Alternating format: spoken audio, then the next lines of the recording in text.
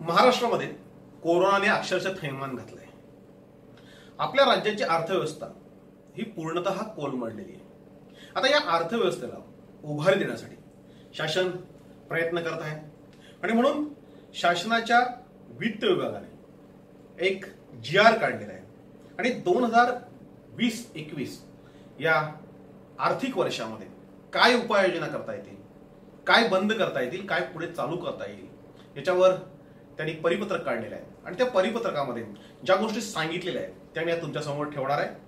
त्यांनी पहिल्यांदाच सांगितलंय की कोरोनाच्या निर्बंधामुळे राज्याच्या कर व करेतर महसुलात घट होऊन राज्याच्या अर्थव्यवस्थेवर विपरीत परिणाम झाला आहे।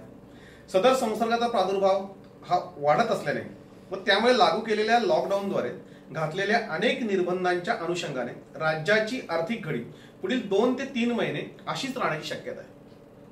म्हणजे माझ्या हातामध्ये जो महाराष्ट्र शासनाचा GR आहे, काल परवाच काढलेला आहे, 4 मे 2020 रोजी जो GR काढलेला आहे त्याच्यामध्ये सांगितलंय की ही अर्थव्यवस्था, ही घडी ही 2-3 महिने अशीच राहील आणि ह्या 2-3 महिन्याच्या कालावधीमध्ये आपण काय करायचं आहे याच्यासाठी त्यांनी उपाययोजना सुचवलेल्या आहेत।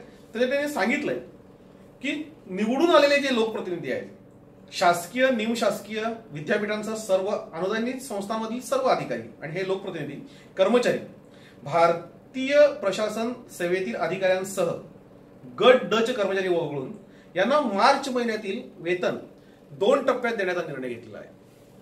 हे सगळे जे कर्मचारी आणि लोकप्रतिनिधी आहेत यांना जे वेतन द्यायचं आहे ते 2 टप्प्यात दिलं जाईल, ते एकदाच देण्याचा त्यांचा विचार नाहीये।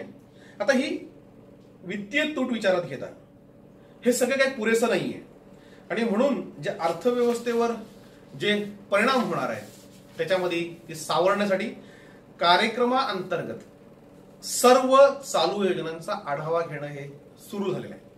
त्याच्यामध्ये काही योजना ह्या पुढे ढकलण्यासारख्या असतील, काही योजना या रद्द करण्यासारख्या असतील, तर त्याचा आढावा घ्यावा आणि त्याचा प्रस्ताव हा वित्त विभागाला पाठवावा असं या परिपत्रकामध्ये म्हटलेलं आहे। आता कार्यक्रमाअंतर्गत योजनांसाठी 2020-21 अर्थसंकल्पीय निधीच्या फक्त 30% निधी हा 33% हा निधी उपलब्ध होईल। म्हणजे जेवढा निधी उपलब्ध झाला होता त्याच्या 33% निधी हा उपलब्ध होईल आणि 33%च्या सूत्राच्या अधीन राहून पुढील उपाययोजना आखाव्यात किंवा तसं नियोजन त्यांनी करावं असं त्यांनी स्पष्ट म्हटलेलं आहे। आता या 33% निधीमध्ये केंद्र पुरस्कृत योजना व राज्याचा हिस्सा तसेच मानधन वेतन, निवृत्ती वेतन, पोषण आहार संबंधित योजना इत्यादींचा प्राधान्याने समावेश करावा। म्हणजे मानधन द्यायचं आहे, वेतन द्यायचं आहे, निवृत्ती वेतन द्यायचं आहे, पोषण आहार आहे, याच्या संदर्भामध्ये निर्णय घ्यावा। म्हणजे इतर सगळ्या ज्या योजना आहेत त्या आता गुंडाळण्यात आलेल्या आहेत जवळजवळ। त्याच्यामध्ये नवीन योजनांवर कुठल्याही प्रकारचा खर्च करू नये असं स्पष्ट म्हटलेलं आहे। म्हणजे या वित्तीय वर्षामध्ये नवीन कुठलीही योजना आखली जाणार नाही। मार्च 2020 पर्यंत मंत्रिमंडळांनी मान्यता दिलेल्या तसेच नवीन लेखा शीर्षक घेण्यात आलेल्या योजनांनाही हे बंधनकारक असेल। म्हणजे मार्च आता जो गेला त्याच्यामध्ये जे निर्णय घेतलेले आहेत त्यामध्ये काही योजना सुचवलेल्या आहेत त्यांनाही बंधनकारक आहे की आता कुठलंही नवीन काम होणार नाही आणि आता नवीन योजना कुठल्याही प्रस्तावित करू नयेत असं स्पष्ट म्हटलेलं आहे। दुसरं त्यांनी सांगितलेलं आहे की उद्दिष्ट शीर्षाव्यतिरिक्त इतर बाबींवर खर्च करण्यापूर्वी वित्त विभागाची अनुमती घ्यावी। म्हणजे इतर कुठल्याही योजना ज्या तातडीच्या असतील त्या जरी तुम्हाला करायच्या असतील तर तुम्हाला वित्त विभागाची ही तुम्हाला परमिशन घेणं आहे। आता प्राधिकरणावर खर्च करण्यास प्रतिबंध घालण्यात आलेले आहेत। कोणत्याही विभागास कोणत्याही प्रकारचा खर्च वित्त विभागाच्या पूर्व अनुमतीशिवाय उणे प्राधिकरणात करता येणार नाही, म्हणजे स्पष्ट त्यांनी बजावलेलं आहे।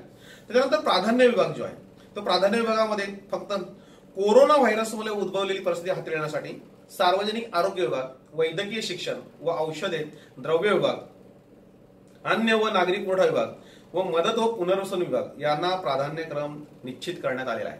म्हणजे कोरोनाच्या पार्श्वभूमीवर ज्या घडामोडी घडतात त्यांनाच प्राधान्य आहे, इतर विभागांसाठी हा प्राधान्यक्रम असणार नाही। आता हे होतं ह्या कोरोना विभागाच्या संदर्भात म्हणजे प्रतिबंधक उपाययोजनांसाठीच व कार्यान्वयन बाबींसाठीच निधी खर्च करण्यात यावा। या विभागातील अन्य योजनांना अन्य विभागाप्रमाणे खर्चाची बंधने लागू असतील. म्हणजे ह्या कोरोनाच्या संदर्भात जो खर्च होतो त्यालाही बंधन लागू असतील. उदाहरणार्थ भांडवली खर्च जो आहे म्हणजे इमारती वगैरे बांधणे ते काही लागू करता येणार नाही. म्हणजे भांडवली खर्च हा पुढे ढकलणं बंधनकारक राहील. म्हणजे जर नवीन इमारती तुम्हाला बांधता येणार नाही किंवा नवीन काही करायचं असेल तर तो आता करणं शक्य नाही. म्हणजे आरोग्य विभागामध्येही ते करणं शक्य नाही. आता खरेदी कशी करायची त्यांनी सांगितलेलं आहे. प्राधान्यक्रम असलेले विभाग सोडून इतर कोणत्याही विभागाने कोणत्याही प्रकारच्या प्रस्तावांना मंजुरी देऊ नये. तर प्राधान्य कोणतं ठरवलंय तर फक्त कोरोनामुळे उद्भवलेली जी परिस्थिती आहे ती हाताळण्यासाठी जे लागणार आहे तेच प्राधान्याने घेण्यात यावं.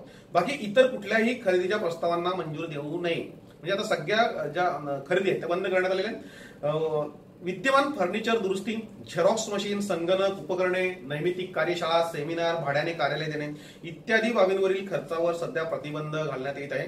तसेच अशा प्रकारच्या खरेदीचे प्रस्ताव वित्त विभागाच्या मान्यतेशिवाय सादर करू नयेत. म्हणजे कुठल्याही प्रकारचे प्रस्ताव आता तुम्ही सादर करायचे नाहीयेत. प्राधान्यक्रम नसलेल्या विभागांना कोणत्याही खरेदीच्या प्रस्तावांना प्रशासकीय मान्यता देण्यात येणार नाही. अथवा प्रशासकीय मान्यता दिली असली तरी निविदा प्रसिद्ध करता येणार नाही. म्हणजे याच्या आधी जर प्रशासकीय मान्यता दिली असेल तर आता निविदा करता येणार नाही.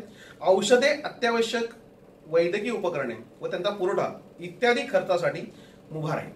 म्हणजे फक्त तुम्हाला औषधे आणि अत्यावश्यक वैद्यकीय उपकरणे व त्यांचा पुरवठा इत्यादी खर्चासाठीच मुभा देण्यात येईल. बाकी कोणती खरेदी करता येणार नाही.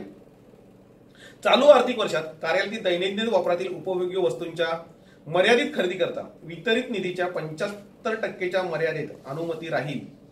तथापि केंद्र पुरस्कृत कार्यक्रमाअंतर्गत व बाह्य साहित्य प्रकल्पाअंतर्गत केंद्र शासनाच्या मार्गदर्शक सूचनानुसार 33% कार्यक्रमावरील खर्च निधीच्या मर्यादेत विहित पद्धतीने खरेदी अनुदेय राहील. म्हणजे सगळ्याच खरेदीवर आता मर्यादा घातलेल्या आहेत. आता बांधकामांवर त्यांनी काय सांगितलंय, सर्व विभागांनी पुढील आदेशापर्यंत कोणतेही बांधकाम हाती घेऊ नये. पूर्ण बांधकाम ही बंद झालेली आहेत. तांत्रिक मान्यता, प्रशासकीय मान्यता, निविदा, कार्यारंभ आदेश हे कोणीही देऊ नयेत. आता ज्या अधिकाऱ्यांना तांत्रिक मान्यता देण्याचे अधिकार आहेत त्यांना निर्देशित करण्यात येते की चालू वित्तीय वर्षात कोणत्याही तांत्रिक मान्यता प्रदान करण्यात येऊ नयेत. मात्र कार्यारंभ आदेश दिलेली व सुरू असलेली कामे ही पुढे चालू राहतील. तसेच विभागांनी फक्त मान्सूनची पूर्वतयारी करण्याच्या अनुषंगानेच कामे हाती घ्यावीत.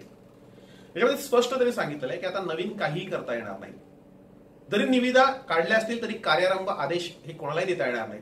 मात्र ज्यांच्या आधी निविदा झालेल्या आहेत आणि मान्सून पूर्वची तयारी करणं गरजेचं आहे तिथेच फक्त ती कामं घेण्यात येतील. बाकी सगळी कामं ही बंद झालेली आहेत. त्याच्यामध्ये पदभार आणि बदली याच्या संदर्भात त्यांनी काय सांगितलं बघा. सार्वजनिक आरोग्य विभाग व वैद्यकीय शिक्षण व औषधी द्रव्य विभाग वगळता कोणत्याही विभागाने कोणत्याही प्रकारची नवीन पदभरती करू नये. आता साधारणतः या वर्ष 2 वर्षामध्ये कुठलीही भरती होईल असं काही दिसत नाहीये. शासनाचा स्पष्ट GR आहे. फक्त आरोग्य विभागामध्ये आणि वैद्यकीय शिक्षण, औषधी द्रव्य हे जे विभाग आहेत याच्या व्यतिरिक्त कुठेही भरती होणार नाही. कोरोना महामारीच्या अनुषंगाने करण्यात आलेल्या विविध विभागांतर्गत उपाययोजनांमध्ये सातत्य राखणे गरजेचे आहे. ही बाब लक्षात घेऊन चालू वित्तीय वर्षात कोणत्याही संवर्गाचे अधिकारी कर्मचारी यांची बदली करण्यात येऊ नये. म्हणजे आता बदल्याही कोणाच्या होणार नाहीत. या अनुषंगाने सविस्तर आदेश सामान्य प्रशासन विभागातर्फे देण्यात येईल. सामान्य विभाग जो आहे सामान्य प्रशासन विभाग याच्यातर्फे ही बदलीची आता वेगळा निर्णय जारी करण्यात येईल, वेगळा GR करण्यात येईल. आता कुठेही ही बदली कोणाचीही करण्यात येणार नाही असं स्पष्ट म्हटलंय. आता ही देयक द्यायची त्यांच्यामध्ये काय सांगितलंय, तपशीलवार देयक प्रलंबित असल्यास 2020-21 मध्ये कोणत्याही प्रकारची संक्षिप्त देयक ही पारित केलं जाणार नाही. कोणालाही कोणतीही बिलं ही 2021 मध्ये मिळणार नाहीत, 2021 मध्ये. आणि काही विभाग व त्यांच्या अधीनस्थ कार्यालयांच्या बँक खात्यात मोठ्या प्रमाणावर रक्कम पडू नये. म्हणजे काही विभाग जे आहेत त्यांच्यामध्ये रक्कम उगीच पडू नये, ती रक्कम खर्च केली जात नाही. त्यांनी ही रक्कम 31/5/2020 पूर्वी शासनास समर्पित करावी. ज्यांच्याकडे ज्या विभागांकडे ज्या रकमा शिल्लक आहेत, अखर्चित रकमा आहेत, त्यांनी त्या 31 तारखेपर्यंत शासनाकडे समर्पित करायच्या. असे केल्याशिवाय त्यांना पुढील देयक पारित केले जाणार नाहीत. हे जर त्यांनी केलं नाही तर पुढची देयक त्यांना दिली जाणार नाही. तसेच रक्कम शासनास समर्पित न केल्यास या जबाबदार असणाऱ्या अधिकाऱ्यांवर विभागीय चौकशीची कारवाई करण्यात येईल. तर तुमच्याकडे निधी पडून आहे आणि तो जर तुम्ही शासनास परत दिला नाही तर तुमच्यावर कारवाई करण्यात येईल असं स्पष्ट म्हटलेलं आहे. त्याचबरोबर 2019-20 या आर्थिक वर्षातील प्रलंबित देयक 2020-21 या आर्थिक वर्षाच्या उपलब्ध तरतुदीतून भागवता येतील. तथापि हा खर्च देखील कपातीनंतर उपलब्ध तरतुदीमधूनच भागवावा. म्हणजे आता सगळ्याच गोष्टींवर निर्बंध लादलेले आहेत. खर्चावर निर्बंध लादलेले आहेत आणि शासनाच्या तिजोरीमध्ये पगारही द्यायला पैसे नाहीत, म्हणजे पगारही अगदी 2 टप्प्यात दिलेले आहेत. आणि हा सगळा जो GR आहे, हा तो GR आहे, हा तुम्हाला महाराष्ट्राचं जे संकेतस्थळ आहे www.maharashtra.government.in या संकेतस्थळावर तुम्हाला हे सगळं पाहायला मिळेल. महाराष्ट्राचे मुख्य सचिव जे आहेत अजोय मेहता यांनी हा GR काढलेला आहे आणि हा प्रसारित केलेला आहे. आता महाराष्ट्र शासन आपलं राज्य हे आर्थिक संकटात आहे आणि त्याच्यामुळे बहुतेक योजना ह्या आता रद्द झालेल्या आहेत आणि आता आपण कसं अर्थनियोजन करायचं हे आता प्रत्येक नागरिकांनी ठरवायचं आहे. आणि म्हणून आता राज्याला सहकार्य करणं गरजेचं आहे. विकासाचा गाडा काहीसा अडलेला आहे. हा गाडा आता पुढील वर्षापासून सुरू होईल, तोपर्यंत सर्वांनी काळजी घेणं हे गरजेचं आहे.